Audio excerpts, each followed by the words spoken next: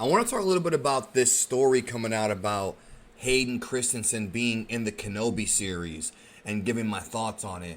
This rumor seems to be picking up some steam, and it seems to be coming from a good place. There's a lot of BS rumors going around in Star Wars right now. There's a lot of channels that are literally making up news for views, and this story seems to have something to it.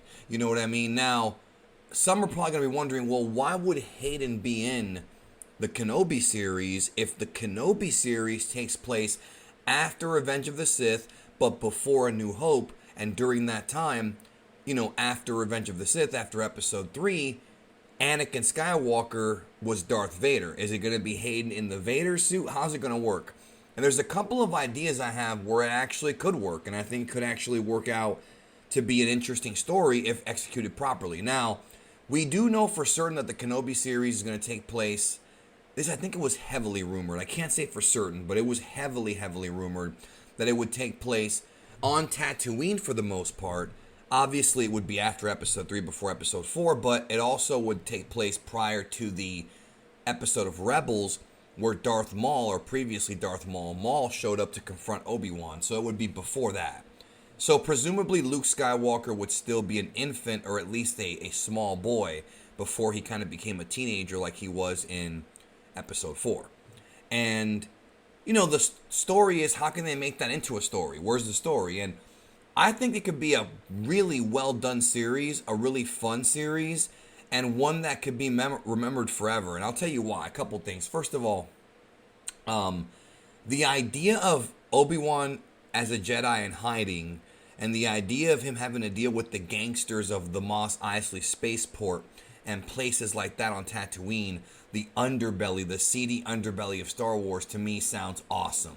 I love it. I've always been a big fan of the criminal gangster bounty hunter kind of, subculture in the Star Wars universe.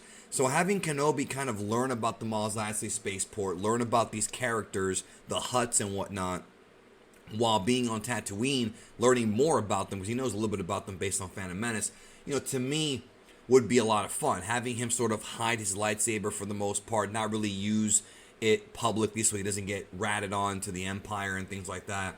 That could work. Then again, he did use it in Episode 4 without even giving a damn, so who knows if that's going to be the case. But I think that could be a great story. But I think one of the major subplots of this series could be Obi-Wan Kenobi trying to come to terms with the fact that he has a severe amount of guilt and sadness over what happened to Anakin Skywalker, his former best friend. The guy who he promised Qui-Gon he would train, and he feels like he failed him, like he said in Episode 3, I have failed you, Anakin, I have failed you.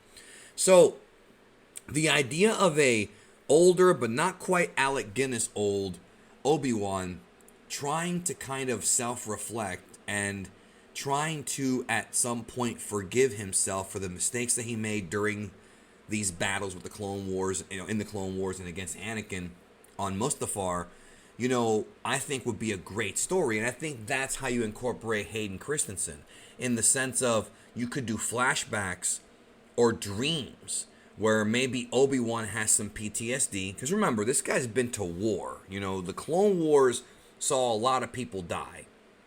And so the idea of Kenobi witnessing all these deaths and things like that around him, seeing the Jedi Order fall, seeing the Republic fall and get replaced by the Empire, and trying to figure out just how all of it happened, trying to figure out what, the Emperor, and how he was able to pull the strings with Anakin and kind of put that together as a great story. But I think his guilt over Hayden, for all we know, they could do a scene where, Obi-Wan's having dreams of, Anakin Skywalker, played by Hayden, screaming at him, making him feel bad for what he did, blaming him, sort of his subconscious, right? Giving him these dreams. It happens to a lot of people. Maybe it's happened to some of you guys where you have dreams of people who are either dead or you don't talk to them anymore, and they appear in your dream and they do things when it's just your subconscious manifesting it. I think that could work, just having Obi-Wan be haunted by the events of Episode 3. I think that could work, and I think either doing it that way or having flashbacks of them when they were younger, even slice of life stuff, just them sort of hanging out, not even at war, as friends, could add layers to episode 3, like what the Clone Wars did for episode 3 as well in the final season. And I think that's a very effective way of using Hayden without contradicting the fact that he is no longer Anakin Skywalker, he is Darth Vader.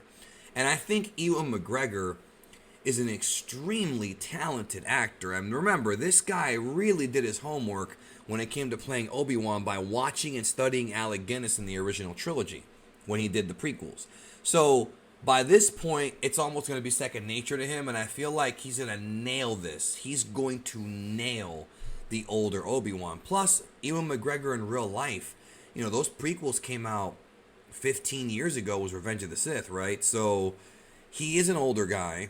He probably has more wrinkles on his face than he did back then. Not quite maybe as old as Alec Guinness, but it does make sense for him to come back and play this character now. You know, it does make sense. It could be, 10 years after Revenge of the Sith, and maybe he's still being haunted by these dreams. So I think either that or like flashbacks is an effective way of using Hayden Christensen in the series. Either way, just based on the fact that I assume that Filoni will be involved, and that's the Star Wars TV side of things seems to be much more effective than the movies. I feel like this, on top of Ewan McGregor as an actor, I think that could absolutely deliver a quality show on the level of Mandalorian if done right. And similar too, because we're talking about more of that criminal underworld. It's not going to be like bounty hunters like the Mandalorians and things like that, but obviously Obi-Wan might run into other bounty hunters. He might even run into other Mandalorians. I don't see why not. So I am optimistic about the series, and I'm optimistic about what they could do with it. So that's my video. What do you think? Let me know, and we'll talk soon.